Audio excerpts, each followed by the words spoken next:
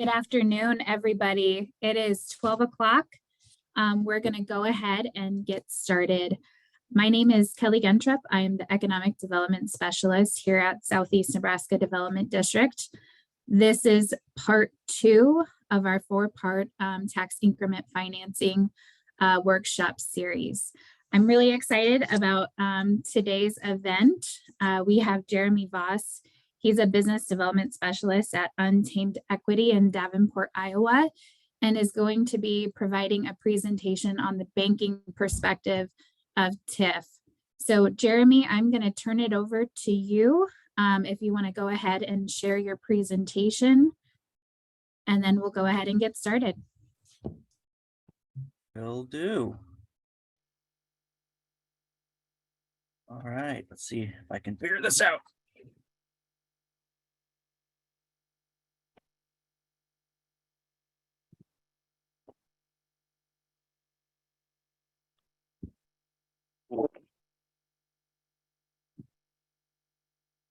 I apologize if you could be 1 second here.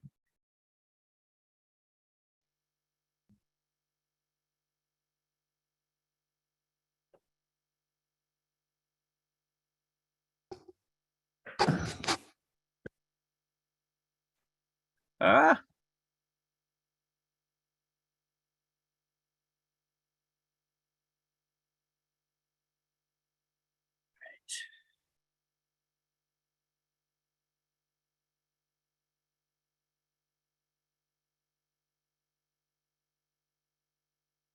All right, are we good? We are good. Perfect. All right. Sorry about that. I'm Jeremy Voss. I did see quite a few names in there I recognize. So hello to everybody that's in their county and around there that I've had quite a few worked with quite a few times. It's good to see your names again. Well, I was asked to speak today on a little bit about how TIF impacts local lenders in the lending field. So we'll go to the next slide here, and this is pretty much basically, the why you should listen to me slide, the obligatory bio slide. You can see I've got a lot of time in Nebraska. I cut my teeth in economic development down there in South Central Nebraska, and recently I've moved to the other side, the lending side of TIF, and other pay-go incentives. And right now I work for Untamed Equity. Untamed Equity is an equity firm who places TIF projects, the financing for TIF projects nationwide. So it's kind of what we do. I'm going to go back real fast here, make sure I covered everything there. Yes. All right. So now we're going to go to local lenders and benefits and concerns here. Let's make sure that I am looking at what I need to be looking at, because I do not have my notes up. Here we are. All right. So to give you a little brief background on Untamed Equity, we started as a Northwest Bank and Trust department. They built that department out of economic development professionals, and we were lending on TIF projects. Our leader in Untamed Equity started this whole program at Northwest Bank, and we found out that Northwest Bank didn't really have the capability to do everything we wanted to do. So we spun off. There was 4 of us last month that spun off and created Untamed Equity. And as of now, we are in 9 different states, and we have over $450 million of TIF financing out there. Jeremy, are you still sharing your PowerPoint? I believe I am. Am I not? I think it stopped sharing. Nope. All right. Let me see.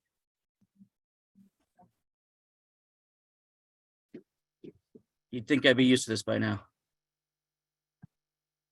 End show. All right.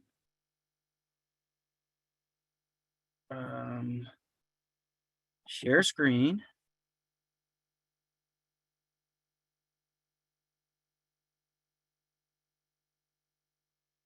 That one's that screen. And how about now? That's probably better. All right. So we're going to talk a little bit about today. We're going to talk a little bit about local lender benefits and the concerns that local lenders have about TIF, the nuances of development agreements. We have 4 TIF examples. TIF comes in all shapes and sizes. We specifically deal with all TIF everywhere, no matter what. But there's 4 that we probably see the most of, so we kind of broke those out a little bit. And then we're going to go return on investment. That's really important. I know to like our elected officials, our chambers, and our ED groups. First, the benefits. I mean, if you're in the local lending, again, I'm speaking from someone who deals with local lending, not necessarily a lender. We actually don't hold the loans. We service them and sell them off. But when you look at the benefits for your local lenders, residential TIFs, they create more mortgages. Obviously, that's better for banks. And there's more businesses to support the new homeowners. Residential TIFs are incredible, and they're incredible tools. It literally makes something out of nothing. You can build these houses that everybody needs, and you can reduce the amount of construction input at the beginning, excuse me, which allows small contractors to come in and be able to do them as well as large ones. For the local lenders, you get better vetted projects. You as ED professionals should be vetting all of these projects. You know what you want. You've done your market researches. You've done everything that you need to do. You know what projects you want. And part of your business attraction plan tells you which projects are going to work for your programs. So you already have 3 or 4 steps ahead of the local lender when it comes to these projects, because you know what's coming in, you know why it's needed, and you know it's probably going to work. Otherwise, you're not going to offer the funding. You're not going to award a project that's not going to succeed. You've already gone through the process of vetting. And then customers. I mean, both commercial and residential TIF creates more customers. They're customers on different sides of the coin, but that's really going to benefit our local lenders. On the other side is commercial. If you do commercial TIFs, your downtown TIFs, your TIF districts, your things like that, that are more commercial, industrial, business based, the local lenders have an opportunity to have those construction loans in-house, which it's an incredible boon to those banks. I mean, if you consider how many mortgages it would take to make up for a large warehouse space, I mean, we're talking a hotel, for instance, they cost anywhere between 9.5 to 11.5 million if you're looking for a standard flag Hampton Inn, style hotel. So if you can imagine, the bank's going to get 70, 80, 60% of that on their books as a construction loan or as a primary lender. How many homes does it take to make up for that $7 million increase in their funding? And then primary lending, that's the same side of it. They can do the construction loans or they can do the primary lending. Usually we see that kind of work hand in hand. It depends on the developer themselves, because the developer themselves may sub out the construction portion of it, and those the actual construction crews and the groups that they have subbed will have their own line of financing. So there's kind of a pass-through thing, but there's still that opportunity there. We have several developers that we work with, and again, we are nationwide, and I mean 700 and some accounts right now. We have a lot of them that really like to use local lenders when it comes to commercial and primary lending. They like to know that they're in the cities, they're in the towns that they are actually building in, and they appreciate that there's somebody there watching it go up as well. If we have nothing against a Wells Fargo, but if you have a Wells Fargo, based out of Fargo, they're not there on site to watch it, to make sure it's on time, and to maybe even see some warnings, some red flags come up prior to. So I have 2 specifically in Nebraska that, if given the choice, they will go primary and construction lenders with the local bank in town, because they want somebody looking out their window every day, watching it go up. They aren't in those towns, they're in Lincoln, but they know that when they build in North Platte, there's somebody looking out their window every day watching that the mall out there being renovated, that hotel going up on the corner. Some concerns, we see these too, especially from local lenders, because usually your local lenders are really heavily involved in the communities. One of the concerns we always get with TIF, and I'm trying not to cross over with maybe what was covered last week or what might be covered next week. This is specifically what we find when we deal with local lenders, is there's always this myth that the developer, if you give them the money, they'll walk away. I've dealt with, I've read 12 different development agreements for TIF projects this week alone. And that just shows you the amount of TIF projects that we see. I've only had one developer walk away. And that developer in particular was not managing the hotel correctly. It was already established. It was built. It was taking in customers. After about 3 years, it closed. Now, let's talk about that. Yes, it closed. Yes, the developer walked away. They stopped paying their primary mortgage and the bank took it back. Well, what the bank took back was what they had lended on, right? So a bank doesn't lend on 100%. They lend on a portion of that. At that time, I believe it was somewhere around 40% had to be down for a hotel. So they came up with 40% down for a $10 million hotel, let's just say. So the bank took it back after not receiving a payment for 3 years. So they received a 3-year-old hotel, and the only thing on their books was the $6 million. Now that's not great for the bank, but they were able to sell it for $8 million, clear the books out, right? And there was TIF involved. Well, if the developer walks away and doesn't pay their taxes and no longer owns the property, you are no longer liable for that TIF, or not liable for the TIF. You're no longer that TIF note is now closed.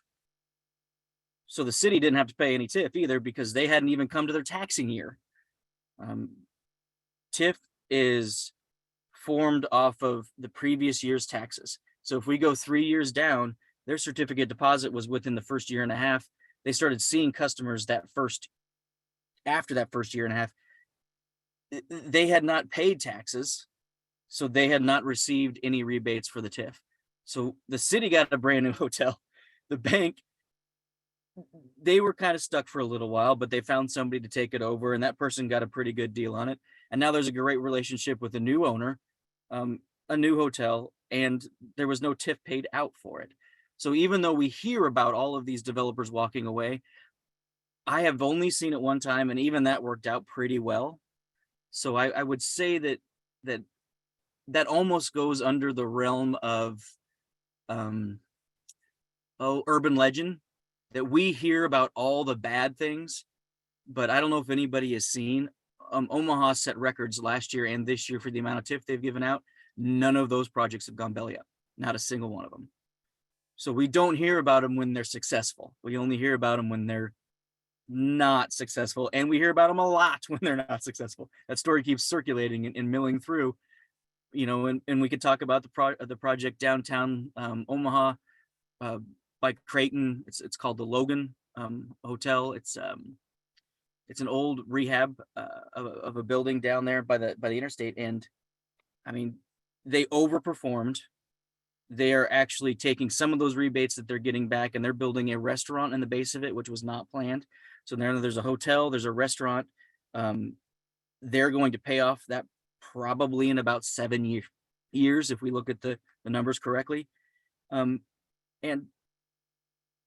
we're not going to hear about it. That's not something that TIF doesn't lend itself, economic development doesn't lend itself doesn't lend itself to hear about the successes.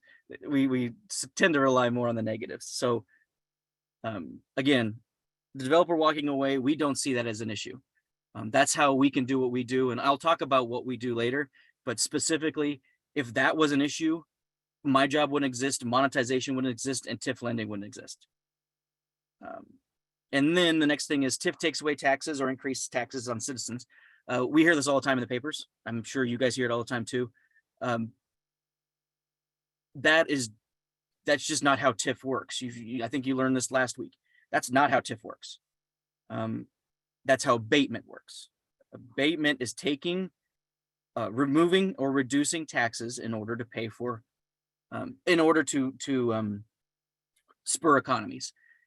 TIF, there's still that baseline there. The things don't change. If you got $1 from that property today, you'll get it for tomorrow, you'll get it forever. If you use TIF, you still get that $1 today, tomorrow, and forever. There's just an end to that $1. That $1 becomes $10 in a year. So when we say that it's a burden on the citizens because it increases their taxes, abatement increases taxes. TIF does not increase taxes. So if you take away anything from today, 1, monetize your TIF with us. 2, monetize your TIF. 3, anybody who says it changes taxes, they fundamentally don't understand it and just simply say TIF is not abatement. Because that's the one thing that we have to get through a lot of these councils' heads once we start talking to them, because we also go out and speak on behalf of TIF, that you're not giving anything up. That baseline is still there. You are still getting the same amount of taxes that you would have gotten had that company not got there. You just know in 10 years, you're going to be getting 10 times, 20 times more of what those taxes are. Now, it does take a little bit of investment, but we talk about that a little bit later. You sell it before you get into the negatives, right? All right. So next thing we're talking about is development agreements. Again, I said I believe it was 12 development agreements this week, if it wasn't 13. And I can tell you, if you've seen one development agreement, you've only seen one development agreement. Every single one of them is different. Some have employee requirements. Some put in calculations that the amount has to be increased by a certain amount of value on the land. There's guaranteed tax payments. There's pilots. There's expansion of districts. There's interest put in there. We work in Florida, and we work in one city in Florida, and I saw 3 of them in the past 2 weeks, all built by the same bond council, all built by the same TIF attorney, and all in the same TIF district, but had 3 different owners. And those 3 are different. They were all built within the same 24 hours, and those are different. So when you work with your TIF and you work with your local lenders and you work with your TIF attorney, just know that every project's going to be different, even though a lot of them like to be boilerplate. They're going to be very, very different, and it's going to be project dependent. And when you get projects that come in, we always like to loop in as economic developers. We love to loop in and put the puzzle together, right? We take this person over here and this person, and we try to fill the table with people that are going to be able to solve the problems with us. We don't take the no. We find the yes, and we find the person that's going to give us the yes. And even if it's out of the box, we're going to figure it out. One of those persons should be your local lender, because they're going to be able to see these projects and understand, what the requirements are going to be for the funding, where those individuals are going to get their funding, if those people are going to be able to fund. And in reality, they're going to be able to look at it at a glance a lot better than we are as economic development people. We get a project that comes in and we start looking at maybe a P&L statement or some sort of other accounting statement. They're going to be able to see the holes, and they're going to be able to see the benefits, and they're going to be able to also pinpoint maybe some market changes that we don't know about, because they see these all the time. So bring them in, include them in your conversations. If you have boards, definitely have them on your boards, because they're going to be at a glance a lot better vetting process than what we can do. It would take us hours to do what they can do in minutes, basically. So things that we look for when we look for development agreements. Now, again, what we do is we find TIFs. So for instance, I've got a Google alert set for TIF Nebraska. We just got one in that's from, I don't know, we'll just make something up here, but Norfolk's got a new one. We go contact them. We say, do you want to monetize the TIF? We'll talk about what monetization is here just in a second, but do you want to monetize your TIF? If they say yes, what we do is we take that loan and we make it more amenable to local lenders that will be able to front load that money. So what we look for, what local lenders look for specifically when finding TIF projects and finding DAs, TIF eligible cost gap. This is something that I think everyone needs to have in their DAs. We see it more frequently in places like Kansas, where Kansas actually has part of their site presentation. So when you present your site plan to the board and the planning and zoning, it has to include your TIF eligible costs. Every state's got different TIF eligible costs. Some have parking lots included, some don't. They're all nuanced depending on which state you're in, but familiarize yourself with the ones that are in Nebraska, and create a list that like a 10th grader could read.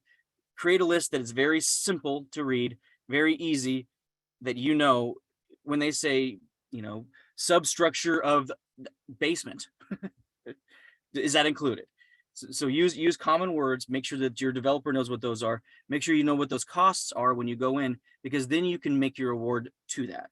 I had one in Kansas, they brought their site plan in, the site plan said, we need $7.25 million in TIF. City said, that's great. We will give you $7.25 million in TIF, plus an additional 25% buffer if there's an increase in cost. So we don't have to go back to TIF council in order to request it. That was fantastic. They came in a little bit high, but it didn't take up that full 25%. But then you didn't have to go back. We also see it with interest or some sort of with inflation built in, so that you have that TIF eligible cost cap, but you may there's some room for moving back and forth if you have to. We see some with zero cost gap. It's whatever it comes out, whatever the TIF eligible costs come out to be. I would not recommend that. I mean, that just seems like you're just writing a blank check. They're going to find a way to spend as much money as they can. I have one in Illinois right now that we just looked at that they do not require the TIF eligible cost to be included in the site plan. They offered them $11 million in TIF. The site plan came back and it was $8 million of TIF eligible costs. So they had a choice. Do we reduce it, or do we just say, it's 8 million? Well, in between all of that, somehow the developer figured out how to spend $3 million because the next list we saw was $11 million worth of TIF eligible cost. He did that by improving the lighting, making some general street improvements, nothing crazy. But if their original cost was 8, they should have been happy with that, but instead we came back to 11, right?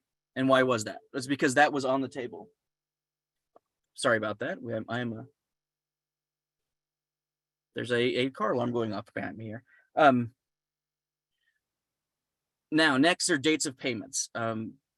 This is something very simple that you can do. When your tax cycles are. When your taxes are due. We don't. And lenders don't. So what we see is sometimes after receiving the agreed upon tax amount, we have 60 days as a taxing entity to release those rebates. That is that November 1st? Is that April 1st? Is that September 13th? What is that date? Put that in there. It's very simple. I know everything wants to be boilerplated and very easy, but just put it in there. As taxing cycle are these dates. So after November 1, when taxes are due, we have 60 days to release the rebates if taxes are paid in full. Something as simple as that. banks need two things. They need certainty, and they just need some sort of reduction of risk. Not having tax payment dates, we have no idea then when we're going to get paid. There's no certainty in that. We're not worried about risk on that one, but we're worried about certainty because are you taking taxes twice a year? We see that sometimes in some of the southern states. They have their corporate taxes and their property taxes are applied twice a year.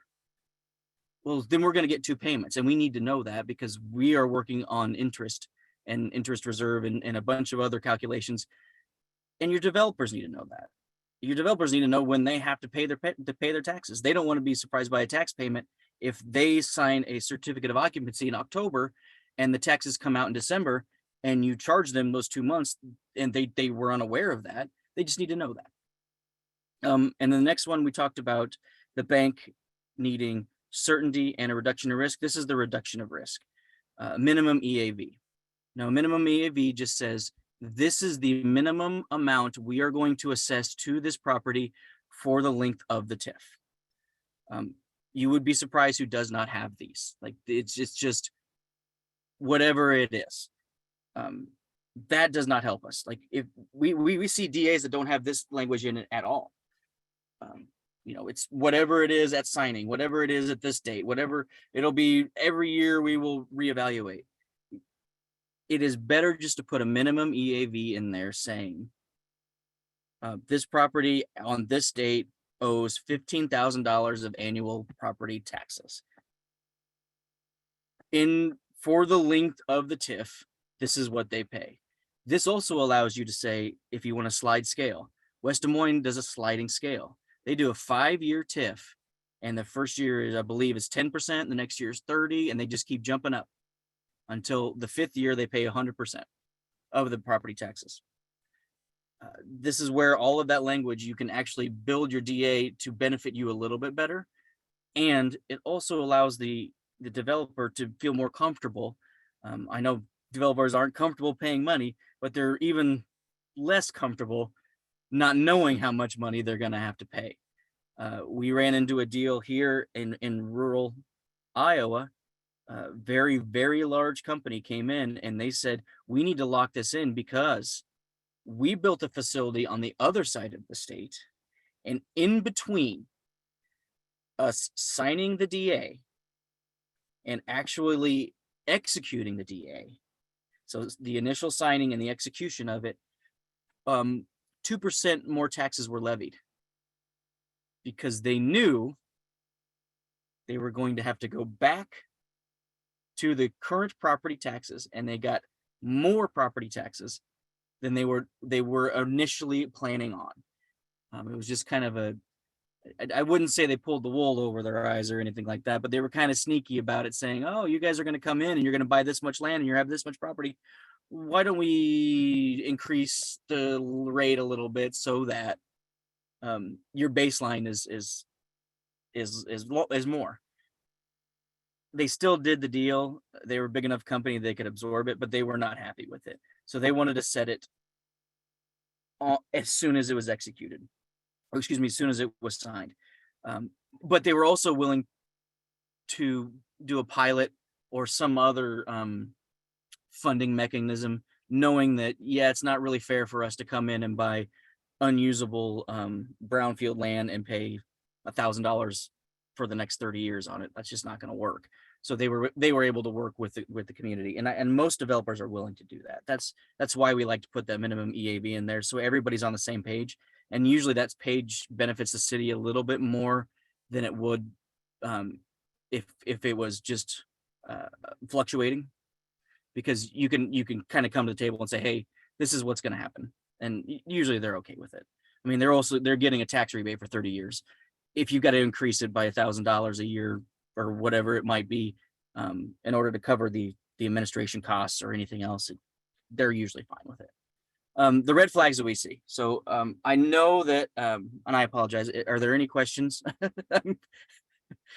Those of you who know me I'm a lot, and I love my job and I love economic development. So sometimes I get in the weeds and I get in there deep.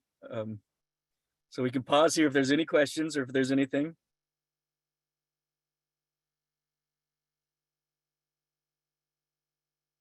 Hearing none, we'll go on some red flags. Employment requirements. This is kind of a thorny one. We understand that cities, taxing entities, municipalities, they want more employees and they want better paying jobs for those employees. That's understandable. What we are trying to avoid is, here's a great example. We had a deal out in Omaha, 100 employees, minimum $17.50 an hour. Who in the world is keeping track of that? Is that somebody at the city? Oh, sorry, gotta go back. Is that someone at the city? Are you asking the company to report on that? How do we access that? Because that's probably not public information. So how would we access that if we needed to figure out if they were on the mark? And as a city, are you comfortable pulling that TIF back if they have 96 employees instead of 100? Someone somewhere is reading that DA and they're saying 100 employees and they don't want that project to go in. So that person is the one keeping track of it. You don't want to give that person any more ammunition because they'll come to the next board meeting and say, you said 100 employees, they've got 96. You said $17.50 an hour. I know 5 people working there and they're only making 12. So tell me where that $17.50 is. Well, you don't know. As an economic developer, you have no idea. City doesn't know. So you've got to call the company and it just becomes this big tumultuous relationship. So employee requirements, they're great on paper, but they're almost impossible to figure out. Now, there are some caveats to that. I will say we just did a deal and it was codified in the city. You have to have employee requirements to have any economic development incentives. So what they do, they work around it. This was a hotel convention center, and they said minimum full-time employee of 3. Hotel convention center, full-time employee 3. Well, we know we have full faith. We have full faith that's going to take more than 3 people to run the hotel and to run the convention center at all times. So we're not worried about that one. What we get worried about are these ones where we've actually got to track it and it's almost impossible to do it. And I know lenders that will not touch a single, if you send them a DA with an employment requirement, even the 3 on the convention center hotel, they won't touch it because they don't want to keep track and they know nobody else keeps track. And they know if they end up having to keep track of it, it gets pulled. It's just not a good idea. Next one is IRR and ROI calculations. These are specific calculations that the city is requiring the company to have a specific rate of return or return on investment. We're going to go back to what banks need. They need certainty and reduce of risk. We are certain that this company is going to do business. What we are not certain of is where the market's going to shift. We have no idea. So to require a company to have a certain rate of return or a certain internal rate of return, a return on investment or rate of return, is to tie them to something that they may not even be able to control. You can't control their board. You can't control their markets. You can't control anything outside of that company. So to say you need to be at least this level company, or you need to be able you need to be $1 million company within 3 years. We cannot control that. We do not have any of them with if there is an IRR inside the DA, we immediately return it. Because I mean, think even about the last couple of years. I would have said 5 years ago, put your money in hotels. You've all been up and down the interstate in Nebraska. Hotels, new hotels everywhere. In the past 10 years, 6 years, 5 years, all of these hotels have been built. I would have said perfect. Ask me that 24 months ago, I would have said, who in the world would put money into a hotel?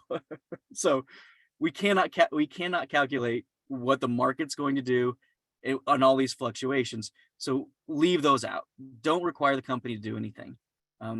IRR and employment requirements both, they also hinder automation. And we don't necessarily want to take away,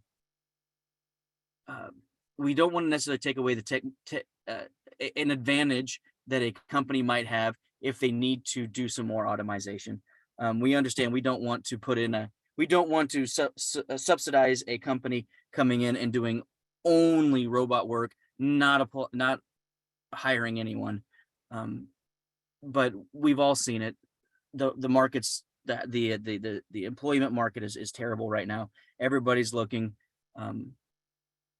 So you don't want to put in that employment requirement or the ROI, because we don't know what that's going to be. And it really kind of hinders what they can do within inside of their company in order to make their own projections work. The next one we see is multiple projects tied to a district. We love huge districts. We love major, massive districts. We want, we got one working, I think, in Lenexa right now. I mean, it's block by block by block. It's incredible. But that is one owner, one project, one TIF. What we do not like to see is a large TIF district that is pieced out one by one, and it is, this one's coming online at this time, and it's contributing this much to the TIF, and this one's coming online later, and it's contributing this much, and this and this and that. Your TIF districts are set to a certain length. When people come online in it, it kind of throws everything off. And again, it's uncertainty. We can vet one. We can't vet 20 and be really confident about what happens. And then the ability to contest the assessed value. This usually comes on the city side because it's written in there that the city can come in and reassess and reassess. The problem we have with this is not necessarily that the assessed value is going to increase, but it might decrease. And while we are set on those payments, we know how much payments are going to come in. We have modeled everything after it. So to change the assessed value on us screws up everything. And then the second thing is, if it goes lower, then we're all in trouble because we landed on a lot more than what is actually going to be coming in. All right, any questions after those red flags? The employment requirement is usually the one where I get the questions. So if there's no questions on that one, we're okay. We have 4 examples here of what we see in TIF. Grants. So in this particular case, the city put a 2% sales tax, I believe, increase, and they take that specifically for economic development. So over the past 10-15 years, they've taken that 2% out of this one district, put it into a fund that funds economic development programs.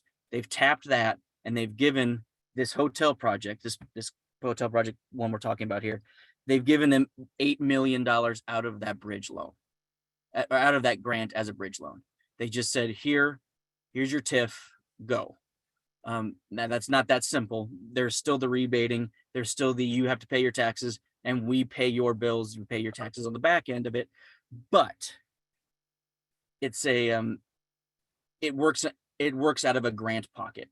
The next one's the pay as you go. That's probably the one you're most familiar with.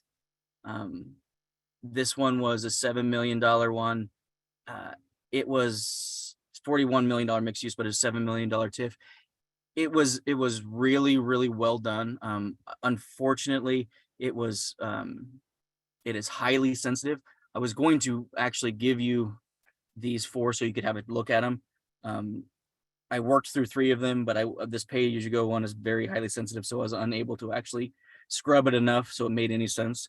But it had the EAV, it had the dates, it had this was as soon as we got it in, we had 4 people bidding on what they wanted to hold the loan. It was perfect.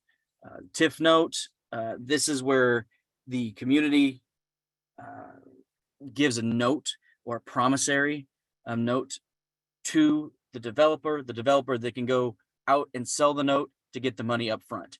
It's sort of what we do, but we do it on a much more, much friendlier interest rate scale. And then the revenue obligation bonds, we see more of these in Nebraska than we see of any one of them. It's just the bonding. It's the same thing as the note, except for the city goes out and sells it. And now, kind of what's my sales pitch for this. And the reason I can say a sales pitch is because this is exactly what we do, but there's something else involved. So at Untamed Equity, we started this year. We built from the established thing. We can work with any award over $1 million. We do it any state. And actually, we're working in the Virgin Islands right now, which we're also required to do a site visit. I get all the worst site visits, but I am really elbowing in to go to this one. It's a really nice hotel that they're just rehabbing. It'll be great. And then currently we've had landed projects in 9 states, and all 9 states have multiple projects in them. It is $450 million in assistance right now. We started this program in the Midwest. I was the Nebraska liaison. We had one in Iowa, one in Illinois, and one in Wisconsin. And then I also absorbed Kansas and pretty much anybody else that came online, which is why when we spun off the company, they kept me along to do the nationwide stuff. What we do is, if you think about what the developer has to do with TIF, you yourself, if you had $2 million today, is that worth more to you now than it is spread out over the next 20, 30 years? You would say, some would say yes, some would say no, they would want the structured settlement. Well, if you're incurring the cost of the $2 million now, you would want that now to pay it down. TIF is not structured that way. TIF is that slow drip. Here's a little bit, little bit, little bit. That's fine. But we see developers need that money up front because they are taking on that infrastructure cost before their project is built, because they've got to run the infrastructure to their project. So they're taking on $2 million, $3 million, $10 million of debt. And you're promising them that to repay that over the next 20 years. We take that, we see that as income. We see that as guaranteed income, because 99.9% of the people pay their taxes. And if a developer comes in and they negotiate a smaller tax on their property, you're pretty much guaranteed that they're going to pay that tax. So that's the one risk that we have, is that they're not going to pay their taxes, but we're pretty sure they're going to do that. We take net present value and a specific percentage of net present value. Money's worth more now than it is in the future. So we take the net present value of that whole 2 million, and we can usually give about 70% of it up front. So they get 70% of that 2 million up front to pay for all those infrastructure costs. We get paid when they pay their taxes and their rebates are released. So there is no out-of-pocket expense for them whatsoever. All they do is they sign up for us. They get a cash loan that they can use for gap financing, which we'll talk about in a second, more projects, making the project better. And we get repaid through the municipality releasing those rebates. We do that with sales tax, we do that with TIF, we do that with everything. So how does this supercharge your TIF incentive? You can basically give a 60, 70% grant. The TIF loan amount, you can give 60 or 70% of that as a grant at the beginning of the project without changing a single thing about your DA, without having any more money out of pocket on your end. And all you need to do as a municipality is change the routing number of where you release those rebates. Just move it to us. So you can pretty much say, yes, we're going to give you $2 million in TIF, but here's this business card. If you call them, you get that money now, and you don't have to do a thing about it, anything else. We've seen this work so well. We had a hotel, for instance, $10 million hotel. They had to come up with X amount down, and it all rolled out, and they were actually about $2 million short. The city had offered them $2 million of TIF. that was fantastic. That's, that's great. They needed it now, because what they needed to do was go and get another form of financing to cover that other 2 million. Well, they'd already used their money to put money down on the primary financing. So there was a gap. That's called gap financing. So they were going to have to come up with more money down and have a higher interest rate on money that they were pretty much guaranteed to get over the next 20 years. They came to us, we gave them that 70% down. They only had to come up with about $300,000.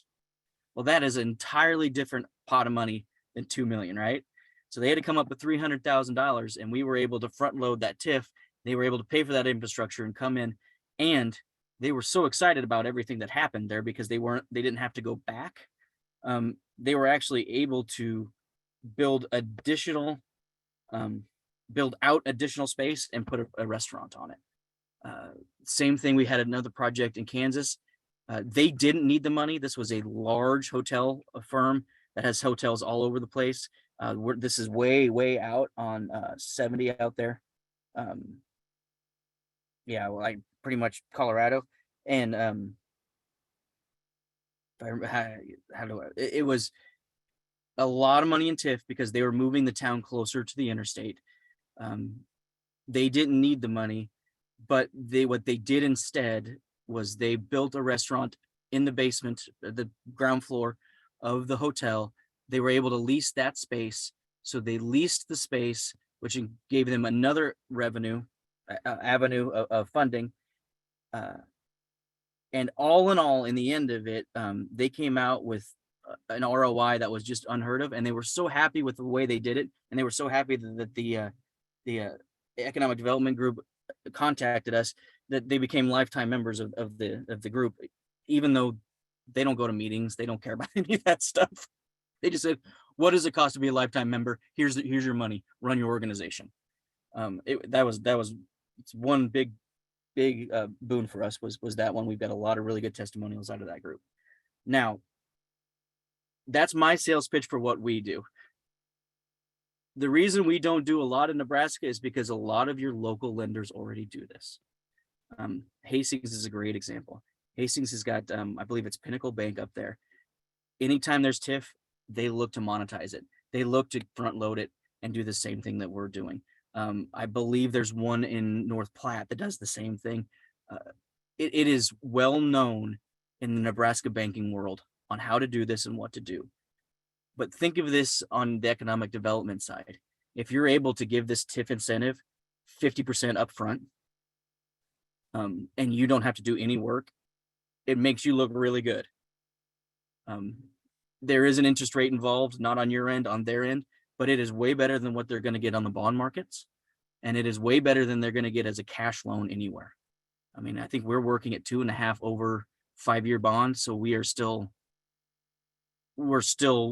within, I mean, well, last year before all the rates started going up, we were at, 3.5%.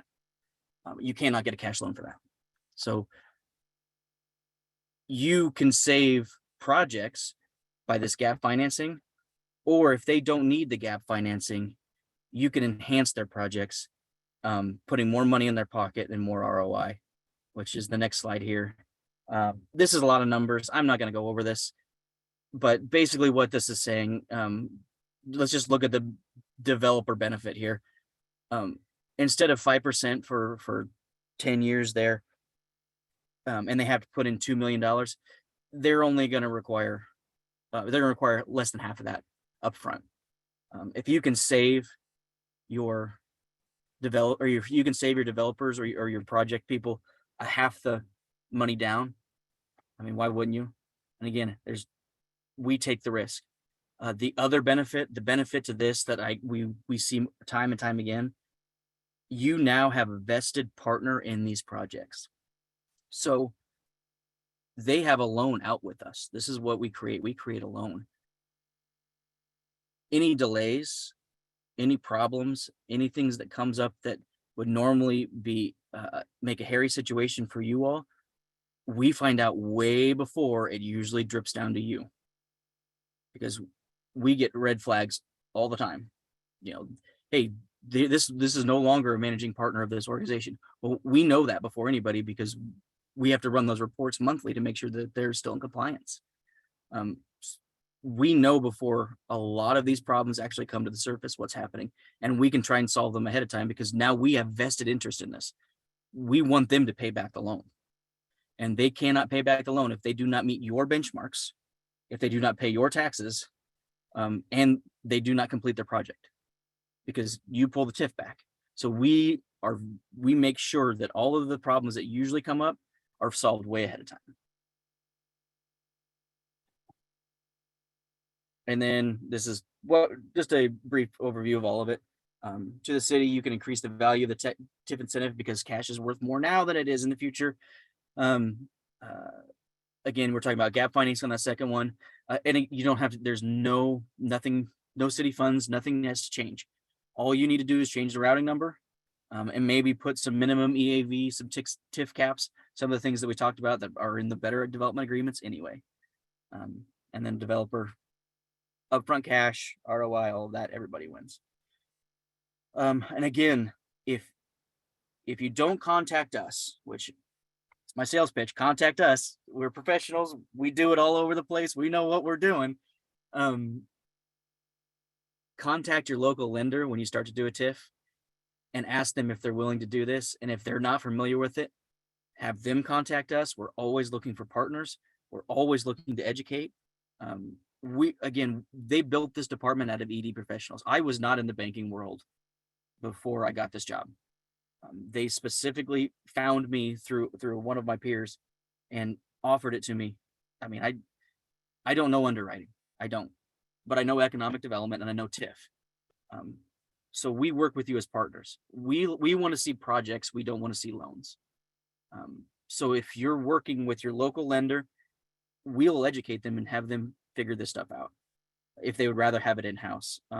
Or if they're not comfortable coming to us because we're out of the Quad Cities, there is somebody in the Nebraska banking network that knows how to do it because there's a lot of banks that already do. So that Jeremy, is all. We have Yeah. a question. Sure. Considering legal, packaging, servicing fees, what is the minimum threshold for a TIF project? We see, well,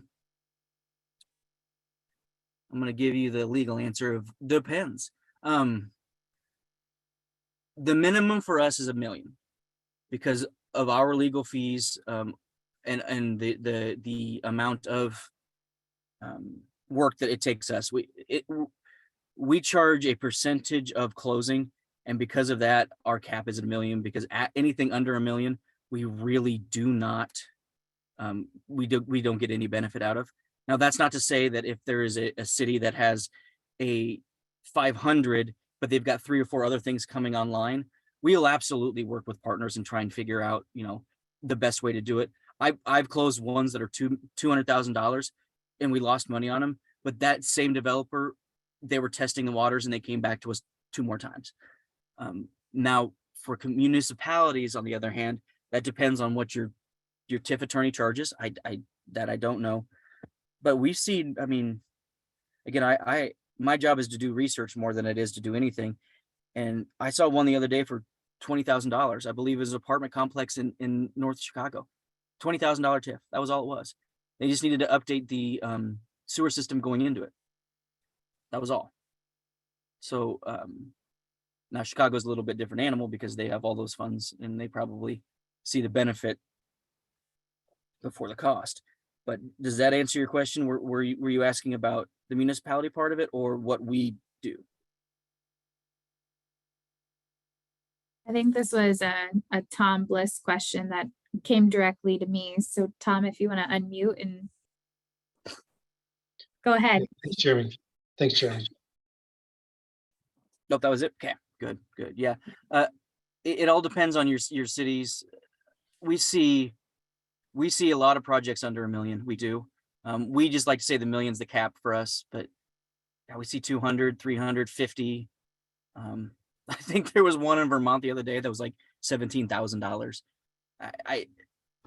I don't know why. Maybe they just wanted to be able to run infrastructure out to part of the ski lodge. I don't know, but $17,000 TIF just seems like, yeah, you're not really, unless you have a TIF attorney that is on your that's on your retainer that you're actually elected or paying, not hourly. That seems a little bit better. But yeah, I'm sorry that was a depends answer, but is there any other questions?